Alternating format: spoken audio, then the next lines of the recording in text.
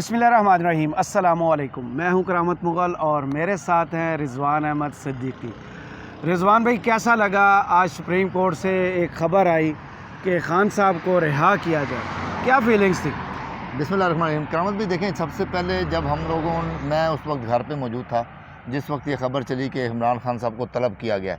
तो मैं वहाँ से उठा फ़ौरन यहाँ सुप्रीम कोर्ट के पास। मैंने कहा कोई कवरेज वगैरह करते हैं, कोई वीडियोस वगैरह बनाते हैं। अब जब हम यहाँ पर आए तो यहाँ से जो अंदर से आर्गूमेंट्स पहले आ रहे थे वो बड़े दिलचस्प थे। मतलब सुप्रीम कोर्ट ने सारी चीज़ों का पूछा, अटॉर्नी जनरल से भी पूछा और मुख्तलिफ लोग जो वहाँ पर मौजूद थे। और आज मैंने देखा कि सुप्रीम कोर्ट का रुख था IG इस्लामाबाद की तरफ, नैब की तरफ, और जो हमारे अटॉर्नी जनरल साहब बड़े लाइक फाइक हैं, जो अदालत में खड़े होकर कह रहे थे कि जी अदालत के आते के अंदर से गिरफ़्तारी जो है वो कानूनी होती है, मतलब ये इस किस्म का कानून लेके फिर रहे हैं। तो आज बेसिकली करामत भी सुप्रीम कोर्ट ने ना एक जो अनारकी की सूरत मुल्क में फैल चुकी थी, पिछले 2 दिन में आपने देखा कि 47 जो लोग हैं उनकी कोई शहादत की इतला है कि वो शहीद हो गए हैं, और कहीं कोर कमांडर हाउस पे हमला हुआ है, कहीं GHQ पे हमला हुआ है, आर्मी की तनसीबात को तबाह किया गया है। उनके सामने लाकर PDM ने पिछले 8-9 महीने में, देखें उन्होंने सर्वाइव करना था ना PDM ने किसी ना किसी तरीके से, क्योंकि वो मुकाबला नहीं कर सक रहे थे इमरान खान का। तो उन्होंने एक साजिश बनाई, पूरी एक साजिश बनाई पिछले 8-9 महीने में लाकर। वो मरियम नवाज़ ने और राना सनाउल्लाह ने, नवाज़ शरीफ, शहबाज शरीफ, जितने भी लोग, फजल रहमान, आसिफ जरदारी, बिलावल भुट्टो, इन्होंने एक साजिश बनाई कि किसी ना किसी तरीके से अब क्योंकि हम लोग इस इमरान खान की तहरीक का मैदान के अंदर मुकाबला नहीं कर सकते तो क्या हल निकाला जाए। तो उन्होंने पूरी एक साजिश तैयार करना शुरू किया, आहिस्ता आहिस्ता बयानियाँ बनाना शुरू किया, और उस बयानियों को इस नहज तक ले आए कि परसों जब इमरान खान को अरेस्ट किया गया हाई कोर्ट के अंदर से, जब वो थंब वेरिफिकेशन के लिए वहाँ बैठे हुए थे, बायोमेट्रिक के लिए वहाँ बैठे हुए थे, तो मैंने वो इमरान खान साहब का वो सीन भी देखा। मैंने सुना था कि उस बंदे की नफ्स बहुत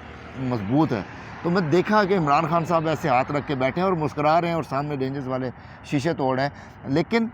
जब ये सारी साजिश हुई और फिर रेंजर्स को वहाँ पर इंटर किया गया,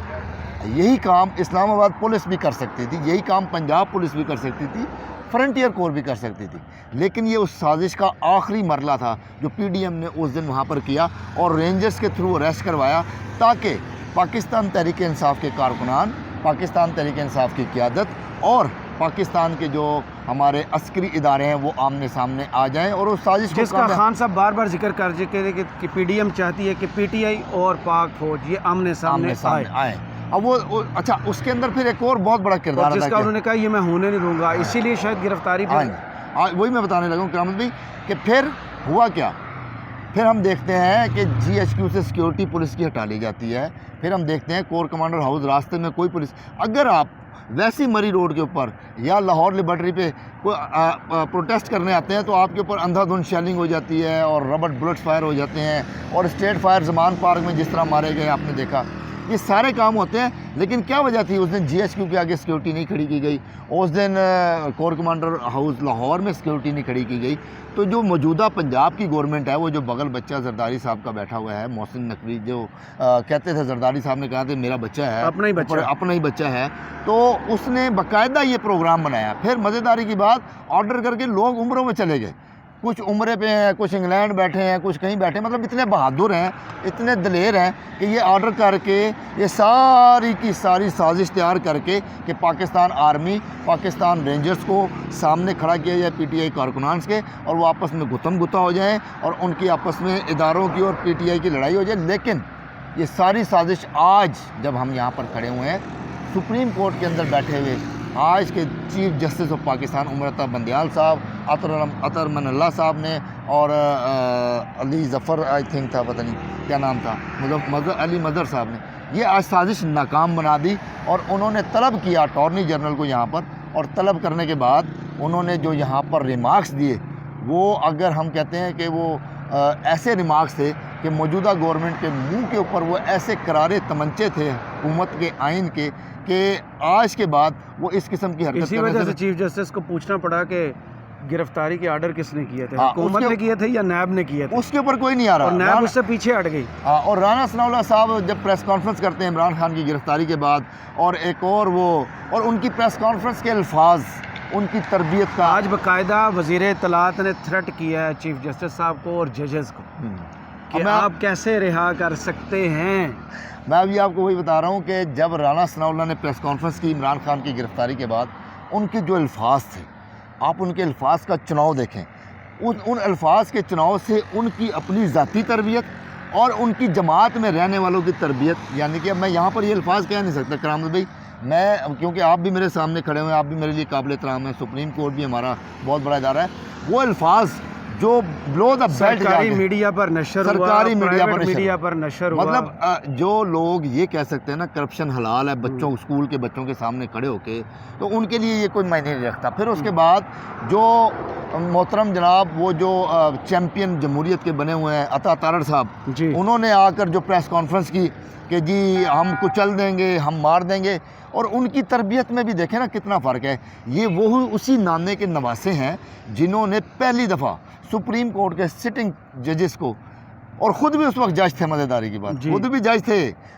سپریم کورٹ کے جج تھے، انہوں نے باقاعدہ بریف کیس کا کلچر متعارف کرایا۔ قرآن میں واضح لکھا ہوا ہے کہ رشوت دینے والا اور رشوت لینے والا دونوں جہنم ان کے اوپر واجب ہو گئی ہے۔ تو اب یہ جہنمی نبی پاک صلی اللہ علیہ وسلم کی حدیث ہے، لینے والا اور دینے والا دونوں جہنمی۔ تو آپ یہ دیکھیں کہ وہ رشوت دینے والے اور لینے والے جو لوگ تھے، ان کے نواسے بیٹھ کے کہہ رہے تھے کہ ہم عوام کا سر کچل دیں گے، ہم عوام کو اس طرح ڈیل کریں گے۔ یہ جو آج سپریم کورٹ نے سٹیپ لیا، اور ادھر سے مریم اورنگزیب جو آ کے آج لیکچر دے کے گئی ہیں، ان کا بھی ماشاءاللہ کوئی بیک گراؤنڈ اتنا مطلب کلیئر نہیں ہے کہ میں ان کے بارے میں کوئی بات کروں، لیکن بات یہ ہے کہ وہ میرے لیڈر نے کہا تھا عمران خان نے مائنڈ اوور میٹر، کہ یہ لوگ میرے لیے میٹر نہیں کرتے، میں اس لیے ان لوگوں کی باتوں کا مائنڈ نہیں کرتا۔ تو یہ ساری غالم گروج بریگیڈ، اور مزیداری کی بات، پرسوں میں نے دیکھا خرم دستگیر صاحب جیو کے پروگرام میں حامد میر صاحب کے ساتھ بیٹھ کے یہ کہہ رہے تھے کہ ہم نے کبھی اداروں پہ حملے نہیں کیے، اور میں آپ کو حلفین بتاتا ہوں کہ پاکستان میں اداروں کے اوپر حملے کی روایات کا جو موجب ہے، جس کو ہم کہتے ہیں کہ مدر آف کمپنی، جو کہتے ہیں نا مدر آف کمپنی ہے، جو مدر آف کمپنی ہے وہ پاکستان مسلم لیگ نون ہے۔ یہی سپریم کورٹ تھی، 1997 تھا، وزیر داخلہ چودھری شجاعت حسین صاحب جو آج کل ماشاءاللہ قائد اعظم لیگ کے سربراہ ہیں، اور وزیر اعظم اس وقت کے نواز شریف صاحب، اور وزیر اعلیٰ اس وقت کے شہباز شریف صاحب، انہوں نے اسی سپریم کورٹ پہ 1997 میں، خرم دستگیر صاحب میں آپ کو کلیئر کرتا چلوں، 1997 میں یہی گرلیں پھلانگی تھی، جو یہ کہتے ہیں نا 2014 کے دھرنے میں جی گرل توڑ دی، پارلیمنٹ ہاؤس پہ شلواریں ٹانگ دی، فلانا کر دیا، پی ٹی وی میں گھس گئے، فلانا ہو گیا۔ تو یہ روایات جو جنم لی تھی یہ وہاں سے لی تھی، اس کے اندر گھسے۔ خان صاحب آج رہا ہوئے، فی الحال ایک دن وہ پولیس گیسٹ ہاؤس میں گزاریں گے، اس کے بعد کل پیش ہوں گے اسلام آباد ہائی کورٹ میں۔ خان صاحب بار بار لندن پلان کا ذکر کرتے رہے، کیا آج لندن پلان جو ہے وہ ناکام ہوا ہے، یا تھوڑی سی بریک اس میں آپ کو لگتا ہے؟ دیکھیں لندن پلان تو واضح ہو گیا نا، جب شہباز شریف نواز شریف کے پاس بیٹھا ہوا تھا اس وقت اتنے دلیر ہیں کہ ملک سے باہر گئے ہیں کہ خدا نہ خواستہ کوئی زیادہ ملک کے حالات خراب ہوتے تو میں بھی ادھر ہی تھا۔